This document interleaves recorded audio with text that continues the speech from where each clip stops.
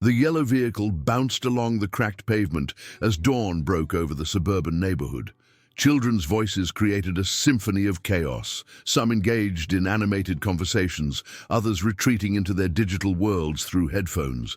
Among them sat a young woman whose presence seemed almost ethereal in its quietness.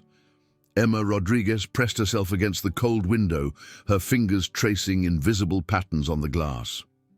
At 17, she possessed an understated beauty that seemed to make her simultaneously visible and invisible to her peers.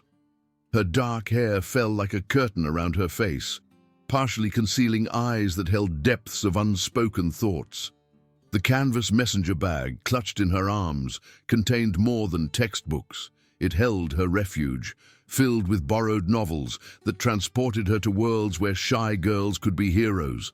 The daily ritual of harassment had become as predictable as the sunrise. Emma had learned to anticipate the footsteps that would pause beside her seat, the snickers that would follow, the casual cruelty disguised as teenage humor. She had mapped every pothole on this route, not by the vehicle's movements, but by the rhythm of her own anxiety. Today felt different, though she couldn't articulate why.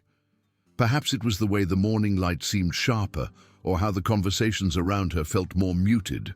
What she didn't notice was the man in the baseball cap sitting near the emergency exit, his trained eyes cataloging every movement, every interaction, every potential threat. Detective Sergeant Marcus Rodriguez had spent 15 years in law enforcement, the last 8 with the city's tactical response unit. He had rappelled from helicopters, breached doors in the dead of night, and stared down armed suspects without flinching. Yet nothing in his extensive training had prepared him for the helpless fury that consumed him each evening when his daughter returned home with that hollow look in her eyes. The signs had been subtle at first. Emma's grades remained excellent, her behavior exemplary, but her spirit seemed to be slowly dimming like a candle running out of oxygen. Her laughter had become rare, her smiles forced, and her once eager participation in family conversations had dwindled to polite responses. When Marcus pressed her about school, she deflected with practiced ease, insisting everything was fine. But Marcus had spent too many years reading people to miss the tells. The way she tensed when her phone buzzed with school-related notifications, how she dawdled in the mornings as if dreading the day ahead. The careful way she positioned herself in public spaces to minimize attention. These were survival behaviors he recognized from his work with victims, and seeing them in his own daughter created a rage that threatened to consume his professional composure. That morning, Marcus had made a decision that went against every instinct screaming at him to respect his daughter's independence. He had called in personal time and positioned himself on the transport that had become his daughter's daily battlefield. Dressed in civilian clothes with his department-issued cap pulled low, he became just another adult, occupying space in the background of teenage drama. The perpetrators revealed themselves quickly enough. 3 boys, aged somewhere between 16 and 18, moved through the vehicle with the casual arrogance of young men who had never faced consequences for their actions. Their leader, a tall youth with prematurely broad shoulders and an expression that suggested he viewed the world as his personal entertainment venue, seemed to gravitate toward vulnerability like a predator sensing wounded prey. Marcus watched as the group approached his daughter's seat, their body language shifting into the ritualistic posturing that preceded an attack. Emma's response was immediate and heartbreaking. She seemed to fold in on herself, becoming smaller, hoping that submission might somehow provide protection. The verbal assault began with seemingly innocent questions designed to humiliate. Comments about her appearance, her reading materials, her family's economic circumstances, each word calculated to chip away at her self-worth. Emma's responses came in barely audible whispers, her eyes fixed on her hands, her entire being radiating the kind of defeat that comes from repeated battles lost. Marcus felt his jaw clench as he witnessed the systematic destruction of his daughter's confidence playing out in real time. Every instinct screamed at him to intervene, but something held him back, perhaps the tactical part of his brain that understood the value of gathering complete intelligence before acting, or perhaps the father in him that needed to fully understand the scope of what his child endured daily. The situation escalated when the lead antagonist decided verbal harassment wasn't providing sufficient entertainment. With theatrical flourish, he reached toward Emma's throat, his fingers closing around her neck in a gesture that was part intimidation, part assault. The contact wasn't immediately dangerous, but the psychological impact was devastating. Emma's eyes widened in terror, her breathing became shallow, and her entire body seemed to shut down in response to the violation. The vehicle fell silent except for the mechanical hum of the engine. Some passengers watched with morbid fascination, others looked away in discomfort, but no one moved to intervene. This was the moment Marcus had been waiting for, not because he wanted to see his daughter suffer, but because he needed irrefutable evidence of what she faced daily. His voice, when it finally cut through the silence, carried the weight of every dangerous situation he had ever controlled. It wasn't loud.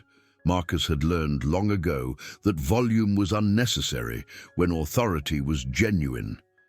The tone was low, measured, and absolutely uncompromising, the kind of voice that had stopped armed suspects in their tracks. The effect was immediate. The boy's hand released Emma as if her skin had become molten metal. His confident posture crumbled into something resembling genuine fear as he turned to locate the source of that commanding presence. The other passengers shifted uncomfortably, sensing that the atmosphere had changed from typical teenage drama into something far more serious. Marcus rose from his seat with deliberate slowness, each movement calculated to communicate both control and barely restrained power. His approach down the aisle felt inevitable, like watching a storm system move across open water.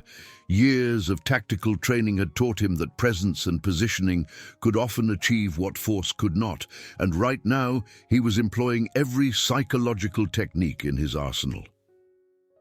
When he stopped in front of the trembling teenager, Marcus allowed several seconds of silence to pass.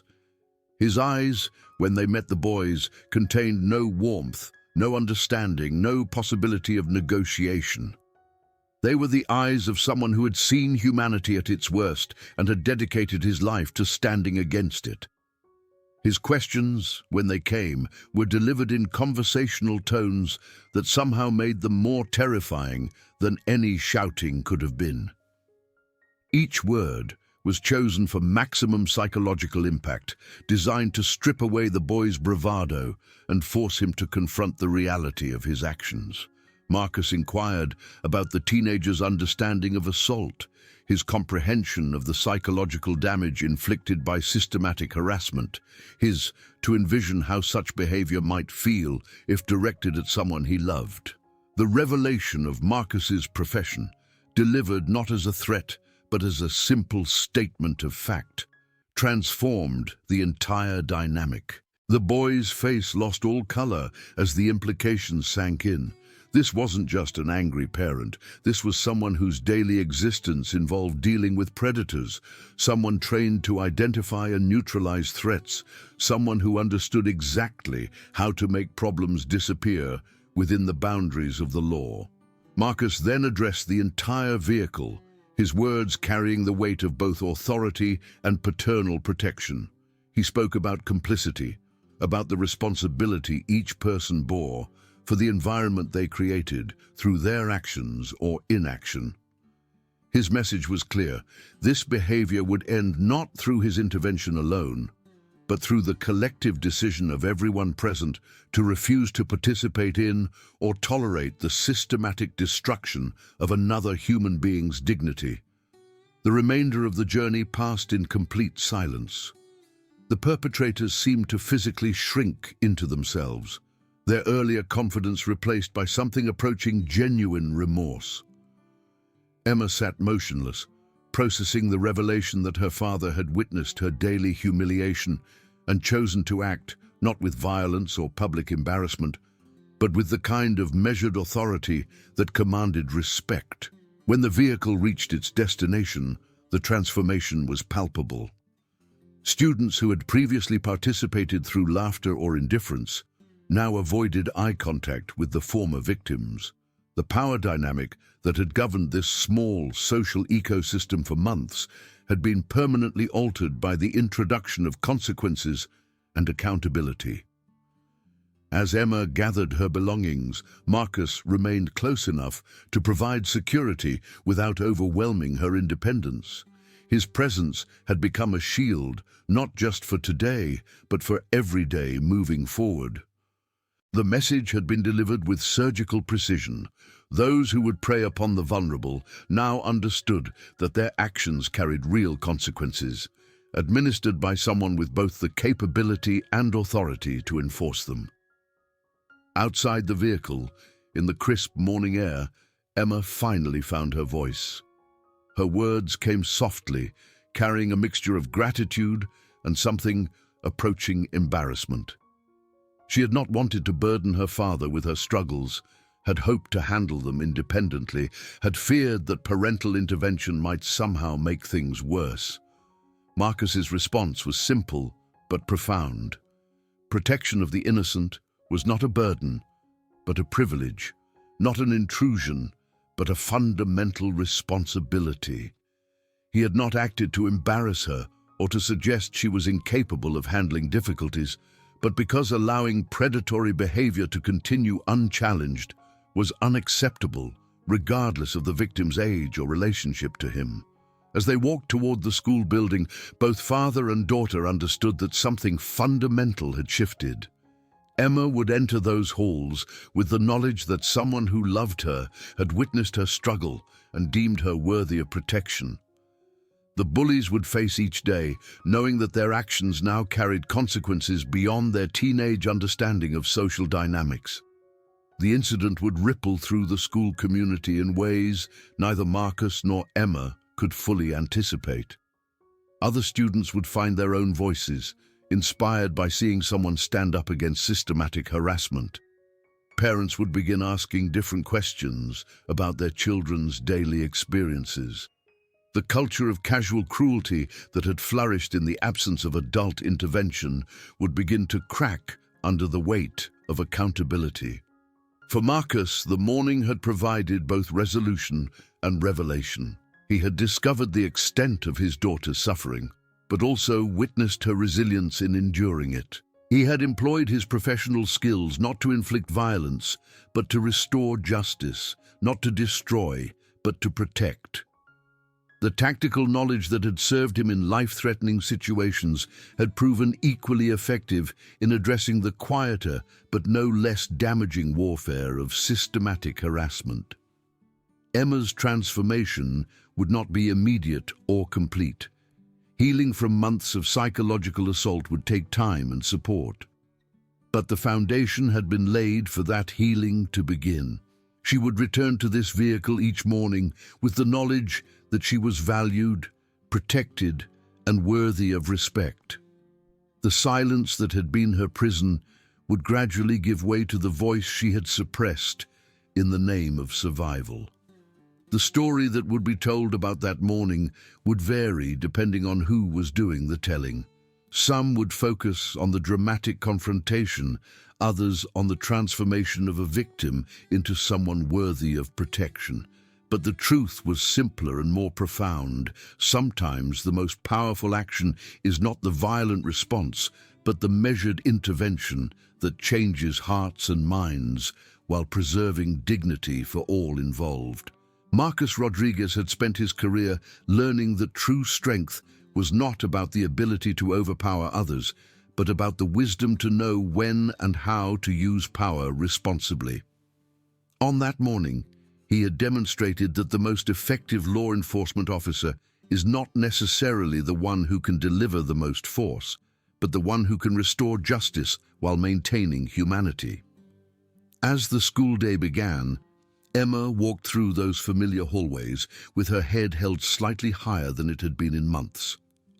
The books in her messenger bag remained the same, but her relationship to the world around her had been fundamentally altered. She was no longer merely a victim hoping to survive each day unnoticed, but a young woman who had learned that she deserved protection and that someone who loved her was willing to provide it. The bullies, for their part, would spend the coming days and weeks processing their encounter with real authority and genuine consequences. Some would learn from the experience and grow into better human beings. Others would simply redirect their predatory behavior toward targets they perceived as less protected, but all would carry with them the memory of a moment when their actions were called to account by someone with both the power and the moral authority to demand better. The morning sun that had begun this story as golden stripes across dusty windows had transformed by its end into something brighter and more hopeful. It illuminated not just the physical space of a school building, but the possibility that even in environments where cruelty had become normalized, the intervention of someone willing to stand for justice could create lasting change. Emma Rodriguez would continue to ride that same vehicle to school each morning, but she would do so as a different person than she had been before her father's intervention. The quiet girl with the worn backpack and borrowed books would gradually discover that her voice, when she chose to use it, could be powerful and worthy of attention for all the right reasons, and Detective Sergeant Marcus Rodriguez would return to his duties with the Tactical Response Unit, carrying the satisfaction that comes from successful mission completion. Not because he had defeated an enemy through superior firepower, but because he had protected someone who could not protect themselves, and done so in a way that preserved dignity while delivering justice. The yellow vehicle would continue its daily routes through the suburban neighborhood, but the atmosphere within it would be forever changed by the events of that morning. Students would board with different expectations about how they should treat one another and what consequences might await those who chose cruelty over kindness.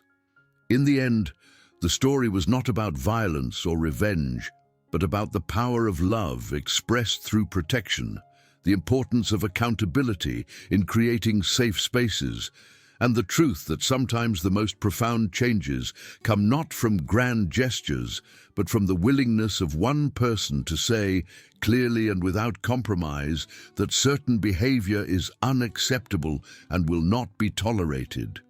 The golden stripes of morning sunlight that had witnessed this transformation would continue to fall across the windows of school transport vehicles throughout the district, but they would illuminate a world where at least one young woman could travel to her education without fear, knowing that she was valued, protected, and worthy of respect.